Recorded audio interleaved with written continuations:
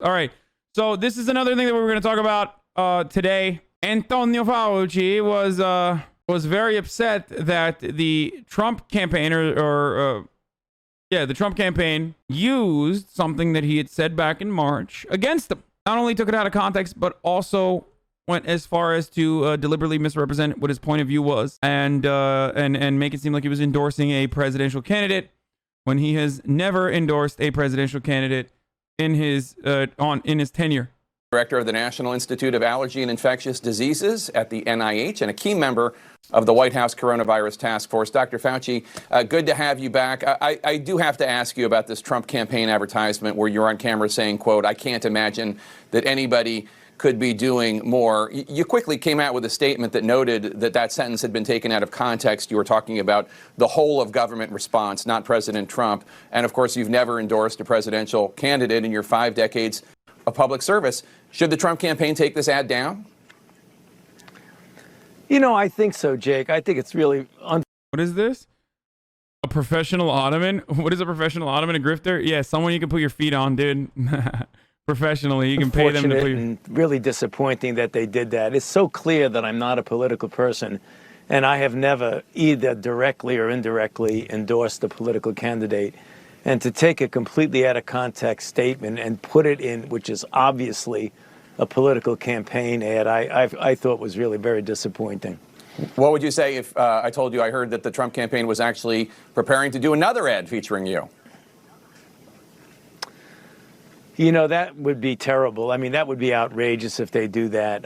In fact, that might actually come back to backfire on them. I hope they don't do that, because that would be kind of playing a game that we don't want to play. So I hope they reconsider that. Hey, that's a fucking mistake over here. Hey, you made the last big mistake you've ever done in your motherfucking life, motherfucker. Don't you fuck with me. I'm Antonio Fauci, motherfucker. Hey, you hear that? You was making a big fucking mistake over here. You gobbled your last ghoul, Mr. Trump. You gobbled your last ghoul! If, in fact, they are indeed considering doing that, I hope that they reconsider and not do that.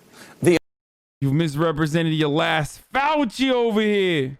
And illnesses, possibly even death. We know the Trump campaign does not require masks. They do not require distancing. As a public health matter, how worried are you about these rallies that the president is kicking off?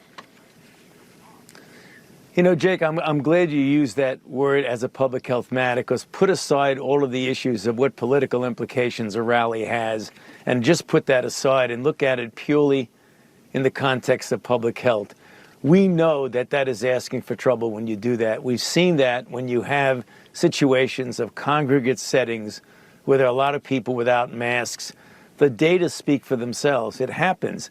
And now is even more so a worse time to do that, because when you look at what's going on in the United States, it's really very troublesome. A number of states right now are having increase in test positivity. States above the Sun Belt, states in the Sun Belt. If you look at the map with the color coding of cases and states that are going up, you see states in the Northwest and the Midwest. It's going in the wrong direction right now. So if there's anything we should be doing, we should be doubling down in implementing the public health measures that we've been talking about for so long, which are keeping a distance, no crowds, wearing masks, washing hands, doing things outside as opposed to inside in order to get those numbers down. We're entering into the cool months of the fall and ultimately the cold months. Yeah, but have you fucking considered? Antonio! What you fail to consider is, I don't want that. Hey, Mr. Fauci, what you're failing to recognize is, I don't want to do that, and instead I want to keep doing the regular stuff. Of the winter, and that's just a recipe of a real problem if we don't get things under control before we get into that seasonal challenge. President Trump says he's